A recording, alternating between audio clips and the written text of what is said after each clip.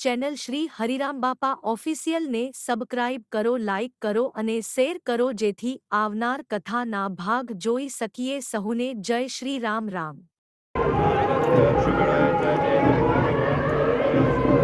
દરેક પોતપોતાનું સ્થાન ગ્રહણ કરતા આપણે કથા શ્રવણનો પ્રસંગ આગળ ચલાવીએ કે આ ભાવિઓને રૂડા આશીર્વાદ આપો। ચાર કથાથી તો અમને આશીર્વાદ આપતા આવ્યા છો ને એના ફળ સ્વરૂપે 5મી કથા અમે પામ્યા છીએ। એવા આશીર્વાદ આપજો કે અમે 6ઠ્ઠી કથા પણ પામીએ। પૂજ્ય જાનકીદાસજી બાપુ। સ્વામિનારાયણ ભગવાન કી જય।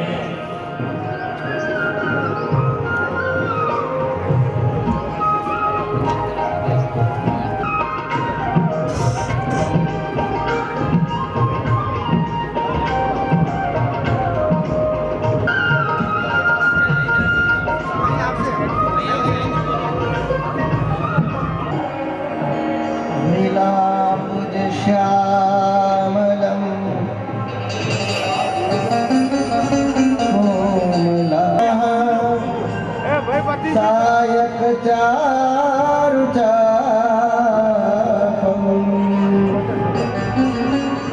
नमामि रामं रघुवंशोरविष्णु गुरुदेवो महेश्वर गुरु साक्षात् परम ब्रह्म तस्मै श्री गुरुवे नमः। ध्यानमूलं गुरोर्मूर्ति पूजामूलं गुरुपदम् मंत्रमूलं गुरुवाक्यं मोक्षमूलं गुरुकृपा।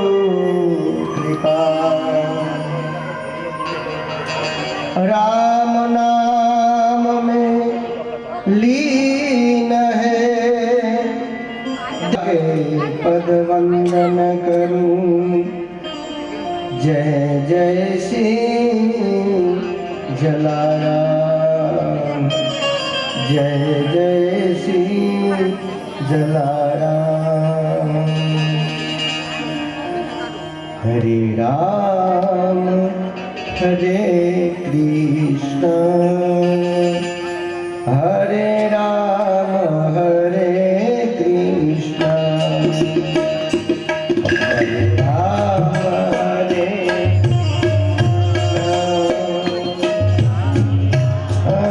हरे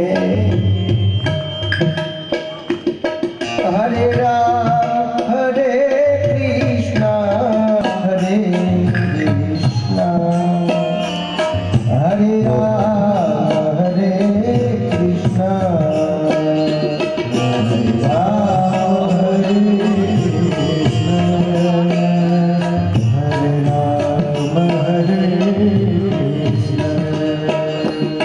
हरे राम हरे कृष्ण हरे राम हरे कृष्ण हरे राम हरे राम हरे कृष्ण हरे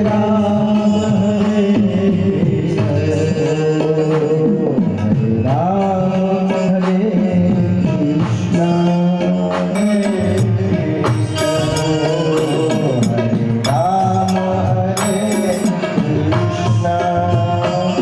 हरे राम हरे कृष्ण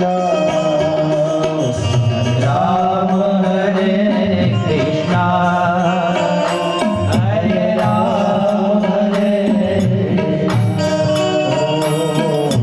हरे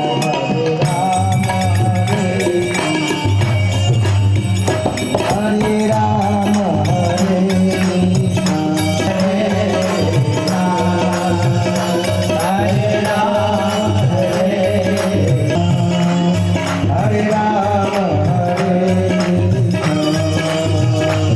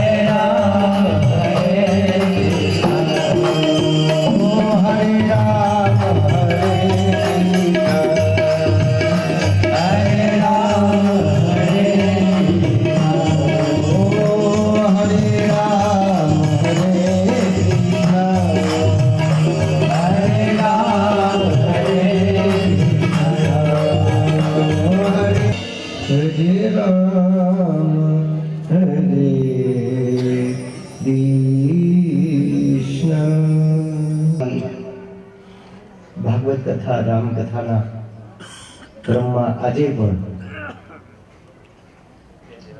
કથાનો પ્રારંભ થઈ રહ્યો છે. 7 દિવસ ભાગવતજીને માધ્યમ રાખી અને કથાનું ભગવાન શ્રી રસપાન કરાવવા માટે નાની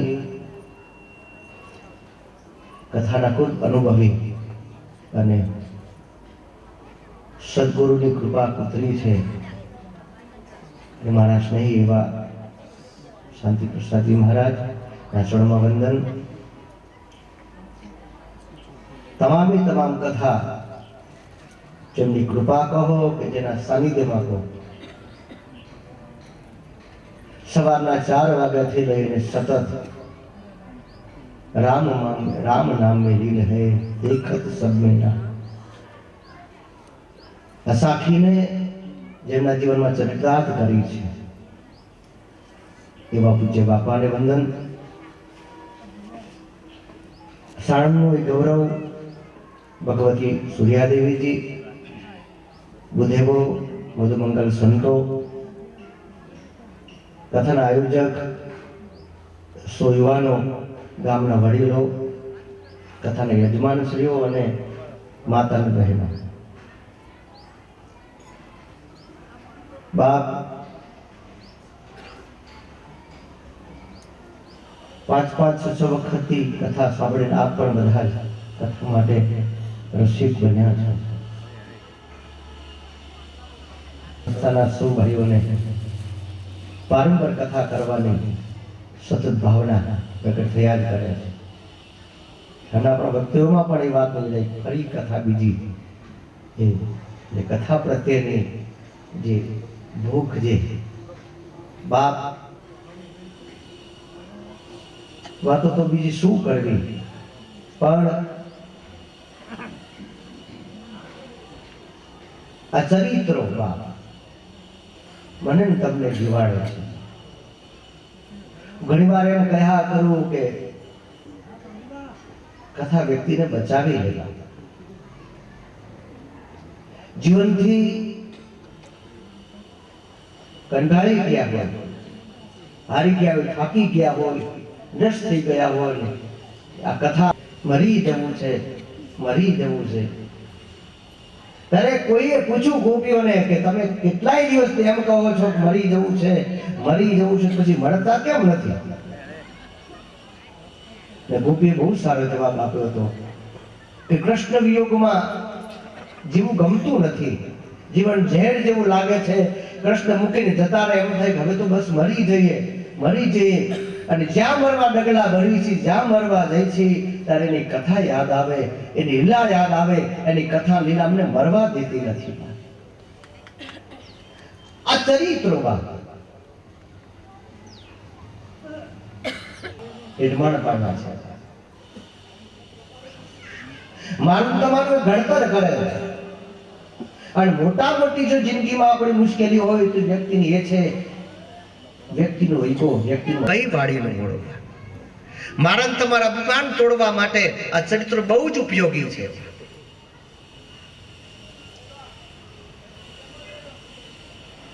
બાપ પણ વારંવાર કથા સાંભળવી ને એ પાછા પ્રશ્નો એમ કરે કે મહારાજ એકને એક કથા, એકને એક ચરિત્રો, એ ભાગવતજીની કથા, એ રામણા, એકને એક કથા સાંભળ્યા પછી બહુ કથા સાંભળી હોય ને એ માણસ પ્રશ્ન કરે કે મહારાજ એકને એક કથા સાંભળવાનો હેતુ શું? ખબર છે હવે આમ રામ વનમાં ગયા ને રાવણને યાદે હોય. અને એવા માણસો પ્રશ્ન કરે કે વારંવાર કથા સાંભળવાનો હેતુ શું? તારે એક જ જવાબ આપી, બાપ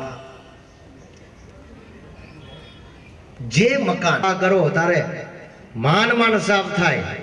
પૂરેપૂરું તો સાફ થાય જ નહીં, કારણ કે 25 વર્ષથી કચરા જામેલા છે. પણ જે મકાનમાં તમે રહો છો એ મકાનને સાફ કરતા કેટલી વાર લાગે? 10-15 મિનિટમાં સંજવાળી નીકળી જાય. ને અડધી ડોલ ભરીને બેન પોતું કરવા બે તો 10-15 મિનિટમાં પોતું થઈ જાય. એમ બાપ આ તો જન્મો જન્મ કી મેલી ચાદર, વર્ષો અનેક જન્મોના મેલ મારા તમારા ગામેલા છે, મુક્તિ થઈ જાય. પણ એવા માણસો કે આખી જિંદગી બરાડા પાડવા કરતા છેલ્લી ઘડીએ લઈ લઈશું, પણ બાપ કાયમ વચન કર્યું હશે, કાયમ નામ લીધું હશે તો જ અંત સમય આવતું હશે, બાકી છેલ્લી ઘડી કંઈક બીજું યાદ આવે છે। છેલ્લી ઘડીએ મારે તમારે ઈશ્વરને યાદ કરવા માટે કાયમ મેન તમે ભજન કર્યું હશે તો જ બાદ યાદ આવશે। બાપ આ ચરિત્રો મને તમને ખૂબ જીવાય, એવી અદ્ભુત ચરિત્ર શાસ્ત્રીજી મહારાજ પોતાની આગલી શૈલીમાં ફરી ફરી કથા આયોજકોને, કથા યજમાનોને અને બધાને હું ધન્યવાદ આપું કે મારો મહાદેવ એમ કહે આપ સૌનું કલ્યાણ થાય। બાપ એ અદ્ભુત ચરિત્ર આજ થઈ રહ્યું છે ત્યારે સમયમાં તુલસીદાસજી મહારાજ એમ કહે કે આ સમય એવો છે કે રામને ગાવો, રામને સાંભળવો અને રામને સમરવો। રામ કહું છું એટલે વ્યક્તિ કોઈ પણ ઈશ્વરને આ સમય એવો છે, રામ હી સુમિરહી ગાજ હી રામ સંતત સુનિય રામ ગુણ ગા। સમય એવો છે કે રામને બાપ ગાવો, જેટલો ગવાય એટલો ગાવો, અને બાપ જેટલો સંભળાય એટલો સાંભળવો, અને જેટલો સંભળાય એટલો સાંભળી લેવો। આ સમયનું બહુ જ મોટું સૂત્ર મહાત્માએ આપ્યું કે ઈશ્વરને સાંભળી લેવો, એને સાંભળી લેવો। અમારી આ સંસ્થાને નથી કોઈ ફંડ ભેગું કરવું, નથી કોઈ પૈસા ભેગા કરવા, ખાલી જેમ જાનકીદાસ બાપુએ કહ્યું તેમ લોકોનું કલ્યાણ જ કરવું છે અને કરાવવું છે, એ જ અમારો હેતુ રહ્યો છે। અને એ હેતુને ધ્યાનમાં રાખી જ અમે આ કથાના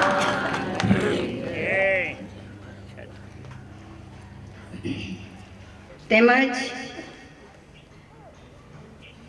ભાણ સાહેબના જગ્યાના મહંત સાહેબ जानकीदास बापू, धर्म प्रेमी भाइयों અને बहनों, और ता पर कृपा करे सब कोई, जेना राम जेनी पर कृपा करेला छे एवा परम ब्रह्मनिष्ठ परम अहीना जलाराम मंदिरना ट्रस्टी भाइयों तन मन अने धन थी घणी मेहनत करी आ एमनो यज्ञ चालू राख्यो छे। आ यज्ञमां अनेको अनेको संतों स्वागत थाय छे, संतोना वचनामृत संभळाय छे अने अनेको नामी अनामी जती सती एवा एमना आंगणे आवीने महाप्रसाद प्राप्त करे छे। ए मोटामां मोटुं कार्य छे अने संतो एवुं कहे छे કે ન જાણે ક્યારે કોઈ એવા મહાપુરુષ। વિનંતી કરું કે આપણી સંસ્થા વતી પણ આપણે એમનું સ્વાગત કરીશું।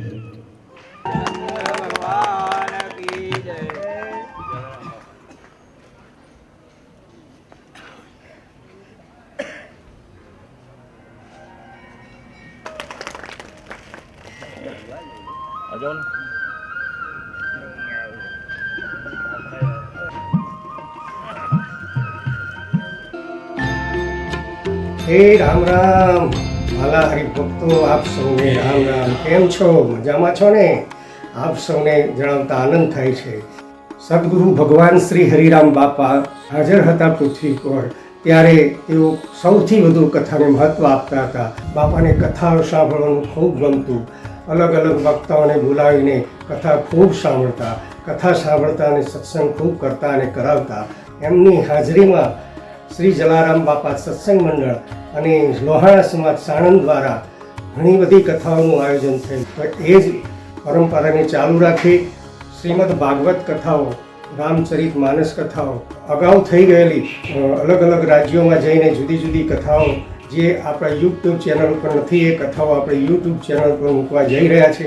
તેનો લાભ લેવા માટે આપ સૌને ખૂબ ખૂબ નમ્ર વિનંતી છે। આપણી ચેનલ શ્રી હરિરામ બાપા ઓફિશિયલને લાઈક કરો, શેર કરો, સબસ્ક્રાઈબ બીજાને પણ આપ સબસ્ક્રાઈબ કરાવો, જેનાથી સત્સંગનો સૌને લાભ મળી શકે। એ જ પ્રાર્થના સાથે આપ સૌને જય શ્રી રામ, જય શ્રી કૃષ્ણ, જય જલારામ, જય સ્વામિનારાયણ, રામ રામ।